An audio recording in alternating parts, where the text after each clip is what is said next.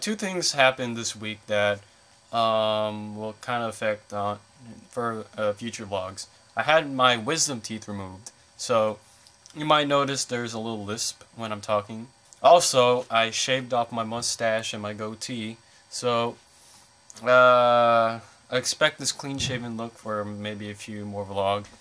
Hello, world. Yep, hello. So, anyways, this vlog I've been wanting to do ever since I reviewed Eclipse, and that's reviewed, and this vlog is going to review the new Avatar Last Airbender movie. And I'm going to say it straight up. It sucked. It is the definition of sucked. It was, when I say New Moon and New Moon, The Boondock Saints, and anything Michael Bay has done is Citizen Kane or Casablanca compared to it. That should scare you, because this movie was awful. I mean, not just as an adaptation of the TV show. I mean, just the movie in general. And even my sister sort of agrees with me, because okay, let me just go through. I want it. No, sorry about that. Let me just go through why this movie sucks.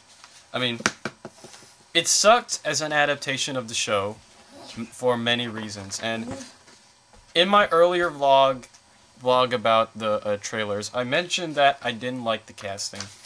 And, you know, I have to be a little...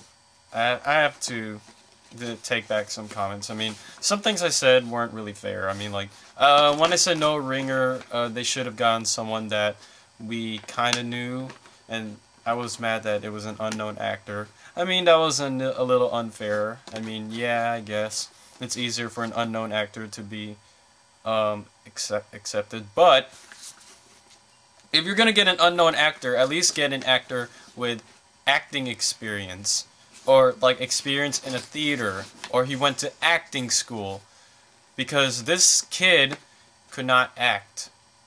I'm serious. He did mumble his lines. I mentioned in my my earlier vlog, that he mumbled his lines. He was mumbling his lines, but other than that, he was also, the scenes that he had to do an emotion, he could not do. And whenever he's talking, he just sounds like he's reading off a script.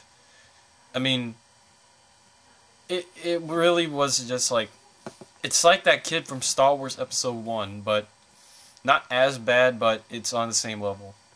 Anyways, Dev Patel, I also mentioned Dev Patel. Dev Patel was okay, but, you know, most of the time he was just trying way too hard to be Zuko.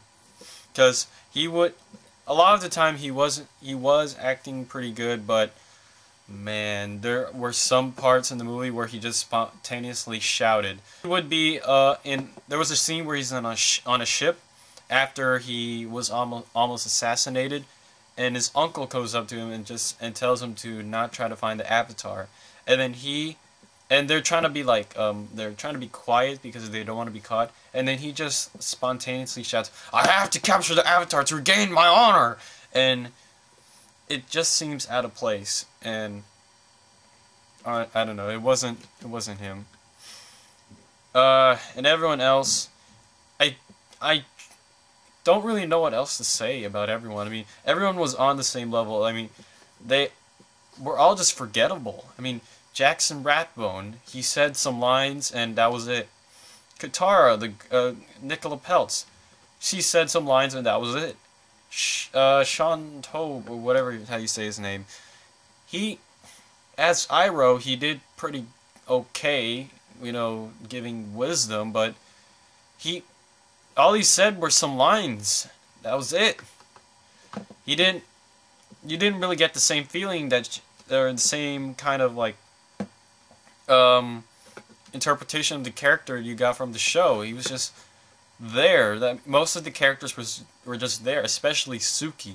Suki I had the worst problem with, because she appears in like the last 10 minutes, and like right there, that you're supposed to believe that there's a romance between Sokka and Suki. It's kind of like that scene from West Side Story where Maria and Tony, I think it was Tony. Maria and Tony, they look at each other at the dance and they just fall in love. That's exactly what you're supposed to believe. When in the series they actually build on it. And then there's a scene where she's trying to, like, when she's about to give up her life, and you never really built her character up, so you don't really feel a connection when she dies. Gosh. Oh man. And the guy playing Zhao, I'll say it straight up, the guy playing Zhao was the best actor in the entire movie. At least you felt threatened by him. In fact, he was the only threatening person amongst the Fire Nation. Not even Zuko. Zuko was not that threatening.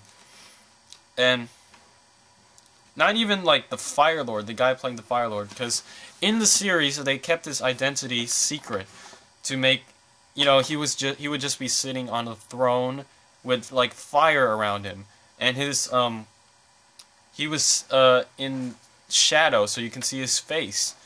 But in this movie you see him clearly, and he's not threatening at all. They didn't build him up. I mean, they just gave him, "You're the Fire Lord." They just gave him the title.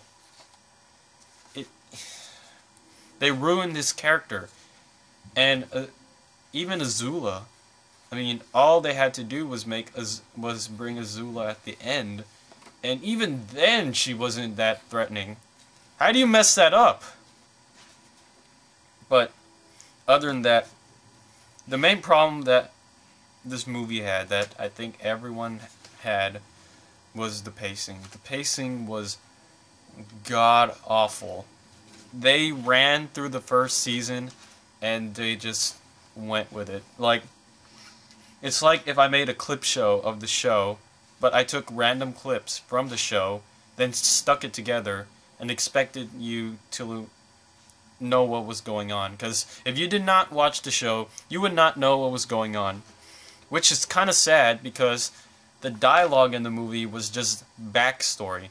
Just endless backstory. You would have a scene where, like, Katara is just, like, talking about, "My mother died when the Fire Nation attacked, and my dad went off to war.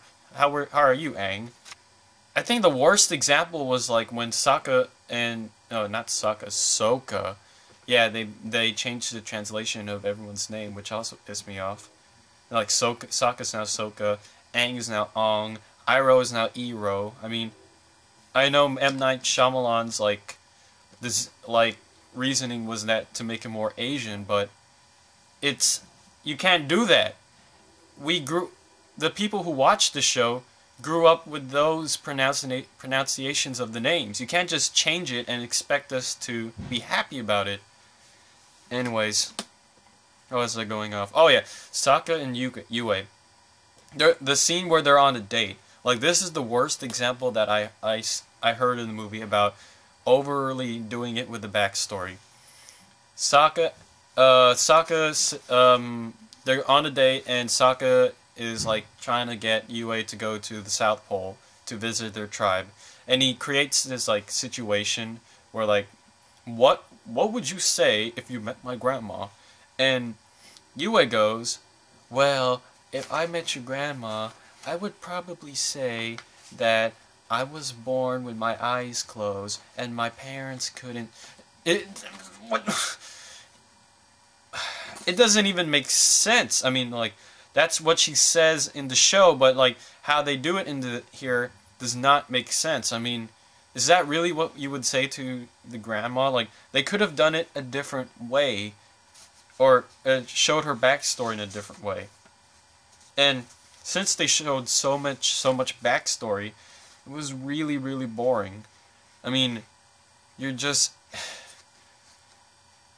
okay, let me just... You're just hearing descriptions of things. That's all you're hearing. And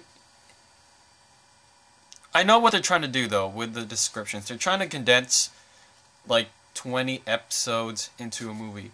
But that's where it falls apart. They should not have done that. They should have just made it into 2 movies. We would have accepted that. Harry Potter fans accepted that Harry Potter 7 is going to be cut into 2 movies.